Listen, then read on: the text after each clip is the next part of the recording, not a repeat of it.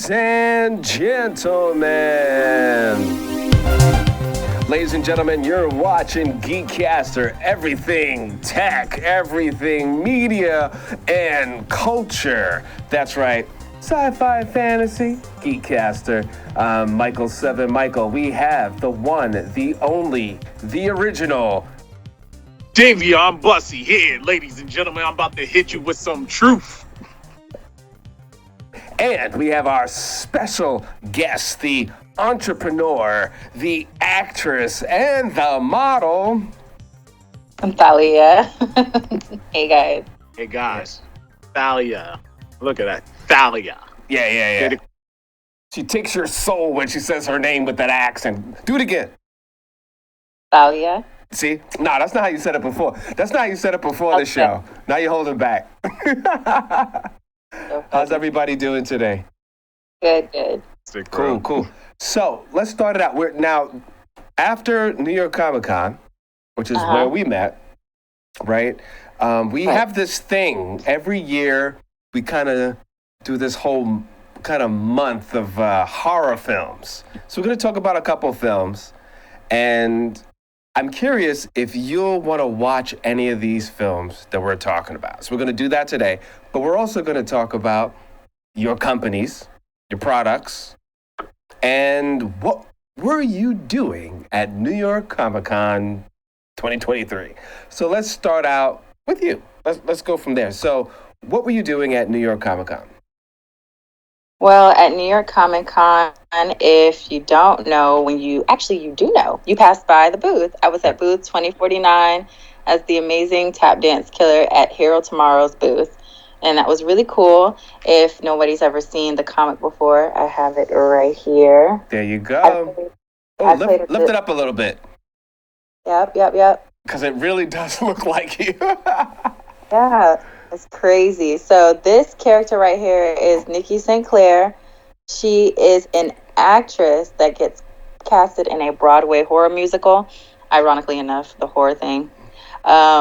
She gets casted in a Broadway horror musical as the tap dance killer. And the tap dance killer is a character that kills off the mob and fights crime.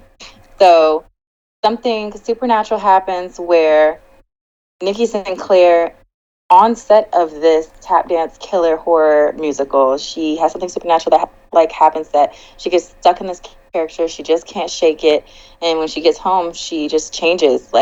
She becomes this tap dance killer, and she actually starts doing off with the actual mafia, and it's crazy. The story unfolds in a really crazy way, and there's just so much insight and so much fun to unload in such a big book like this.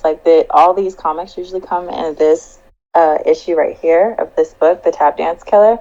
And like I said, it was one of the most amazing roles I've ever cosplayed for, because one, the character came before me, and I just happened to be at the right place in the right time 5 years ago when I met the author of this. Nice. Yeah, that was great. And that was the feedback from everyone. They were like, oh my goodness, did you create the character from this actress, from this model? And you're like, no, it was created before you even met the creator of the year. So that's great. Yeah. Now, Now you're also an entrepreneur. Oh yeah, of course. And so what do you do? So what I do personally is model. I'm a big brand ambassador in my field, a modeler in my field. Modeler is so funny. I make up my own words. And just that's my thing. That's what I do. And outside of that, I have my pasty business, which I'm really proud of. I love making pasties. That's really funny how that started out. And I bedazzle things, even though it's called strassing. Bedazzle is familiar with, so I like to bedazzle stuff. I'm going to see if I could go here on your page real quick. Let's see. Yeah, because it's crazy. You were, let's see here. Sassy Strass? Sassy Strass, yeah. That's my art of bedazzling bags. It's so crazy. I was actually when I was actually at Comic-Con. Look at this. Yeah, that bag is insane. How long did it take you to do that? It took me, oh God, like Wow, that actually looked good. I took my time with that project, so it took me about a month. But usually, I try to take somewhere between 3 to 4 weeks for big projects like that. Yeah. Wow, that's Thank you so crazy. much. Yeah. And then okay, so tell everyone where they can find your Sassy Stressed, as well as. Word, yeah, you can find me on Sassy Stressed on Instagram. We have a TikTok page as well. It's SASSY, Lard. I can't spell. STAR. No, I can't spell today, y'all. Sorry. SASSYST. Okay. Yeah. Thanks. You're pulling up my Roses and Ruins too. Yeah, because it looks edible, but it's not edible, right? Yeah. No, that's my faux whipped cream pasties. So those are really, really cool. Those are on Roses and Ruins shop on Etsy. So you can even find us on Instagram at just Roses, the letter N, Ruins. So it's really, really cool. Really, really neat pasties. I literally just had somebody buy them from Montana. I was like, who's in Montana? And you're also the model as well. Oh yeah, in my first marketing strategy, I did that photo shoot, and I was just like, yeah. So that was pretty cool. Hopefully, we have a lot more things in store for the future for you guys to see. Yeah. Nice. Well, will you come on the show and promote it? Talk about it? Most definitely. Yeah. Let's do it. So it's great. It's great to see people that are not only part of the community and having fun, but also creating things, and it's a business as well. I think that's great. I think it's great too. Yeah. I'm really passionate about getting into a lot of cosplay. I think it's a lot of fun, especially starting. I just started getting all the equipment together to streaming me and cosplay and my little gameplays because I'm a first shooter gamer. So I really love Call of Duty and stuff. That's my main game that I play, Apex Legends and stuff like that. Destiny 2. Okay. So I think those are really cool. But going to Comic-Con really opened up my eyes in New York City because it showed me there's so much different opportunities out there just to 100%. Meet people and just of like mind and make those connections. It was just so cool to see everybody so comfortable. It felt like family. Yeah, it's good vibes. So we're gonna talk after the show, Oh, stop. Yeah. No, we are going to. We got it. You want your own pasties? Huh? Yeah, I guess he wants his own pasties too. Nah. She's saying she's good at shoot 'em up games. Listen. Yeah. It's what is it? What is it? The 21st century. If you want pasties, it's okay. No, it ain't had nothing to do with pasties, man. It just has something to do with you, my brother. So let's make a transition to some of these films. Okay. Let's go with one. I thought this would be a big hit. Just because it's just as much a comedy as it is an action tipping on horror. And it's called Isla. It's a Filipino comedy / horror film. What'd you think of it, Dayveonne? I really enjoyed it. It was interesting, but really enjoyed it because of the action horror aspect to it. Because they did it well. They did it well. And it was dubbed well too. Yeah, compared to some horror action films, some films I'm not going to speak of. But anyway. This one actually intrigued me most and was very entertaining. Yeah. So the quick premise. Now this is where you chime in, will you watch it or not? Two brothers, they love each other, they have a strong bond. They owe somebody some money. They come up with a hustle try to get that money, and they take these a bunch of I guess you could say influencers. It's like a group of girls that are influencers. They take them on an island, and things go awry from there. Would you watch that? God. Yes or no? I actually would, yeah. Okay. Okay, so that's a one thumbs up, she would. Next film. Tucker and Dale versus Evil. Another comedy, horror. Heck. You hated it? No, I said heck yeah. I will watch that again. I will watch that again, bro. It seems like it was really, really good. I definitely have to put that one on the watch list. Okay. As in I would probably watch that first. Interesting. Well, this one, if I'm correct, Dayveonne, you can correct me if I'm wrong. It really plays on perception. You have these two guys that are perceived as hillbillies, and they come across these perceived as, I guess, snot-nosed rich kids that want to go away for the weekend. And most of the film just plays on miscommunication and stereotypes. Mm-hmm. And a lot of death. Would you watch that? Yes or no? Yeah, I think I'd definitely watch that. Okay. Cool. All right. Definitely watch that. Next film, Bingo Hell. Now this one it takes up the dial a little bit. Bingo Hell. So you have a bunch of old folks in an old folks home, well, kind of like a community center, and they got to save the center. That that whole we got to save the center thing, but there's a lot going on in this center. It seems that people are missing. People are just kind of crazy. Yeah, and the hero is this little old lady. Would you watch that film? Yeah. What? It's pretty Bingo Hell. Dayveonne, you saw this one already, right? Yes. What'd you think? I enjoyed it. Yeah, I enjoyed it. It was different. It was different. You don't see people over 65 being the hero. Yeah. Not in movies, so this sounds cool. Like with a cane and be like, "Yeah, you done." I'm gonna kick your butt.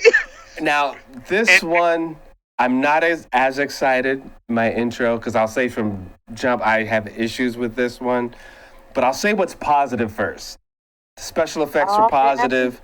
The cinematography is really good. The acting was really good. But it just didn't move along as well for me. This one's called Blood Moon. Basically, a woman and her son go into this small town trying to basically start a new life for themselves. And it's called Blood Moon. It's definitely... It's a werewolf film. I'll leave it at that without any spoilers. But it kind of falls flat because you see how the other ones I had more to say about it. This one is pretty... That's what it is. A woman and her son go into a town trying to start a new life for themselves. But there are good moments. I wouldn't say don't see it. I feel I think it's because the payoff wasn't enough payoff for me. But Dayveonne, did you see this one? No, I didn't. You didn't. If you're into werewolves, I would say go for it because it's just a little different. But here's something I would like to throw out. Mm-hmm. There is an honorable mention. Okay. Werewolf Within. Mm. That was good. There's not a lot of good werewolf movies out. So if you're saying that that's a good one, then maybe. Yeah.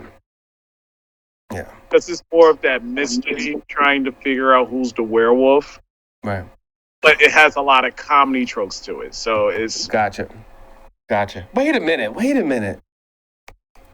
I think I saw that. Is it, tell me something about it. So pretty much it's about a ranger that got moved into this new... That's all right. That was good. That one was good. So you know what? If you take out the comedy and make it a little drier, that's Blood Moon. But the comedy and the colors of the Werewolf Within is what made that so good. And they had enough twists that it kept you going. Now, mind you won't know what's going on in Blood Moon for a little bit as well. So it felt like almost like a reality base. So if you like your werewolf movies, well done, like as far as cooking, then yeah. But if you like it medium rare, then the Werewolf Within would probably be better for you. That makes any sense. All right. Tyler, will you watch any of those? Probably not. Okay. Maybe Werewolf Within. If I'm like maybe that would be my last. My last watch on the list. It's a good date movie. Yeah. Like, you know what I mean? Like date night. You know what I'm saying? Yeah, because that, you know. Did she say, She said, Oh, snap. Wait, fire. Date night. Oh. She's like, I don't need nobody with my werewolves. Yeah. Okay, you I said got date one. night. I was I got one for you. I got one for you, Miss By Yourself. Now we're getting darker now. We're getting darker now, just a little bit. About darn time. Let's do it. And then I have wait. First, let me do the honorable mention. For a little lightheartedness, Night Books, only because they were good jumps. There's a lot of piggybacking off of the Hansel and Gretel. And the lead actors were great, and they were kids. Two of the lead actors were kids, and they were amazing. Night Jump. Yeah. Say it again? Night Jump. Night Books. Night Books. Excuse Night me. Books, yeah. Night Books. So there goes that. Night Books. Great kids. Okay. All right. Let's jump in. Drag Me to Hell. That sounds familiar. I feel like I may have. Yeah, I saw that. I would say a heck no. Interesting. Yeah, Drag Me to Hell. I think I watched that. I wasn't really. It really didn't stand out to me. It was too cartoonish to me. Interesting. I feel you on that. I can see where you're coming from with that. And the special effects at the end, I was like, the CGI was just not given. Yeah, I was like, they could have done better. But you have to say one thing with Drag Me to Hell. That fight scene with that old woman was like... It was too cartoon. It was really crazy. It was really crazy. That was crazy. But even if it's cartoon, that was crazy. That's like a nightmare. Like, come on, man. That is a real nightmare. See, I'm the guy that normally figure out a way just to cover himself and take every step to just, like, figure out how to take the bad guy out. Yeah, but them teeth. Anyway, if you're going to watch that movie and you don't want to watch the whole thing, you got to at least see that one scene. That was crazy. Scene is nuts. That was just crazy. All right. This one, okay. The darkest one is almost like pop culture commentary within itself. But Sister Death. Now, wait a minute. That's on Netflix. This nun just went to replace another nun in this school and realized that the person that she replaced didn't just leave like they said she left. She was actually bum, and you got to fill that in. The build-up was great. The payoff was a little weird for me at the end, but the build-up was great. And again, there was jumps there that... So if you're into nuns and scary ghosts and that whole revenge thing, this might be something for you. I know, Dayveonne, you don't like nuns too much, right? I don't like when you throw religion and horror into a mix. It kind of like it just like loses some of that je ne sais quoi of what makes horror movies horror movies. I feel like at that point, I'm like, what is this? What are we doing? You're missing exactly. you're missing that Dayveonne. You know what? What? Dude. The Thalia and the Dayveonne. I feel like girl in that movie. I can't with him. Yeah, no. But you know, they didn't go too hard on the religion stuff. But I feel you on that. Sometimes it does get a little. I think it was shady that they didn't tell that girl that the other nun went to Myrtle Beach. Okay, they should have told her. They should have told her so she had the chance to get out of that mess.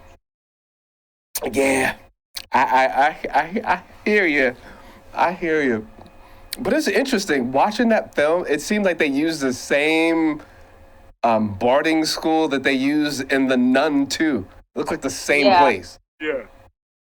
It was like, we could get a deal with this church because we're in a pandemic. Yeah, that's like crazy. That's what it seemed like. It's like 4 films were done in the same girls' school, which makes you say, did anybody ever go to that school? And if they went to that school after that, how do they feel about it? Right. I'd feel some kind of way. How much did that nun school get paid? That's the question. They need that money bad. I know, right? The rent was due. We don't care. Just give us the money. We're good. No, but we're good. Nope.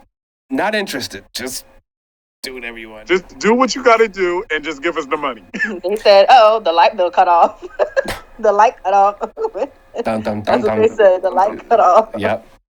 Okay, so here is something. Now this one is more twisted than dark, and this is and it's not super old. It goes back to 2019. It's called The Farm.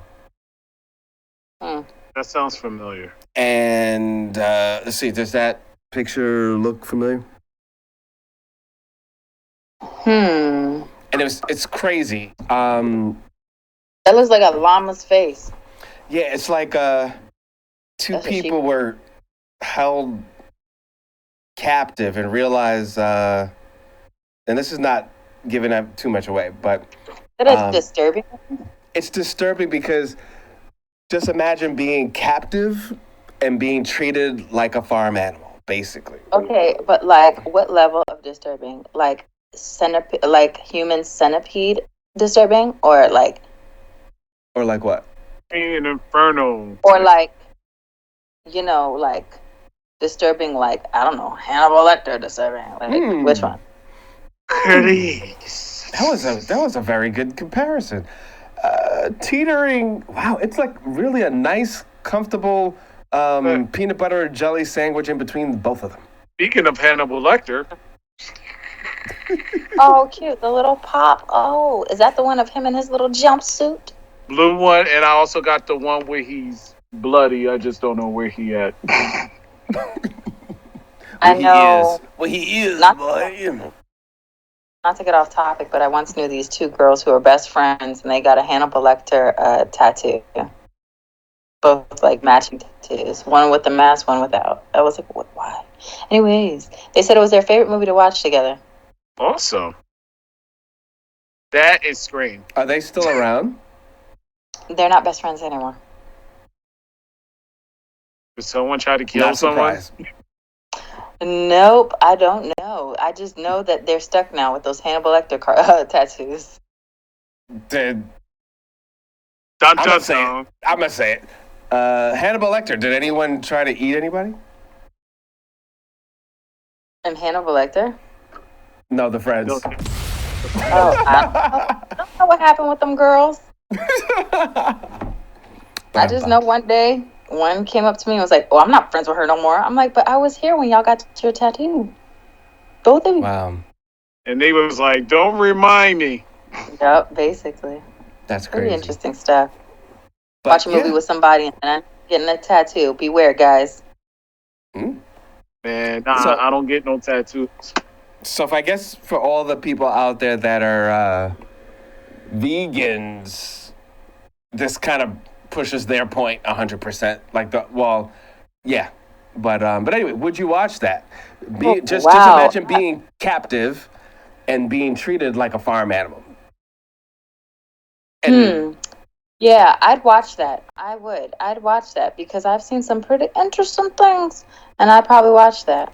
It's crazy. To the point where I would say being forced to milk, being someone wearing a glove and putting a tube and impregnating, like everything you could think of that animals went through, that's what they put people through. Yeah, it's crazy. What is this called? The Farm. The Farm. So. What is this?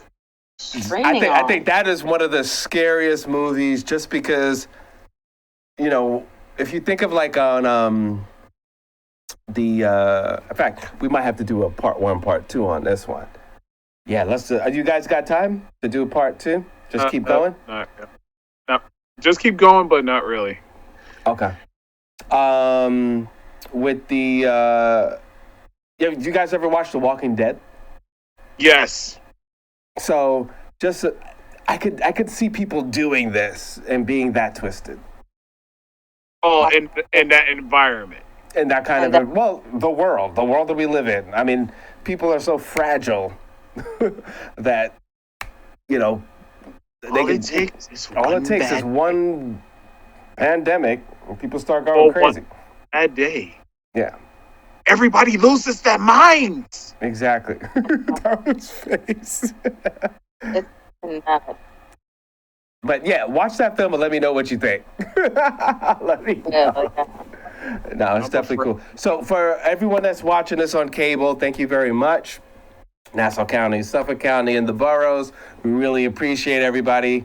And definitely keep watching. If you're watching us on IG, you can just click and get the other half of this video. Again, thank you. Or you could just go to geekcaster.com and there's a YouTube link you can just go back in time and all our commentary and stuff like that. You're watching GEEKCASTER. This will be part 1, and we'll go to part 2. In part 2, we're going to also give you all of the websites. We can get these pasties. We can get your stressed, de-stressed, bedazzled, blah, blah, blah, blah, whatever like that, because you need, you want it. And guess what, y'all?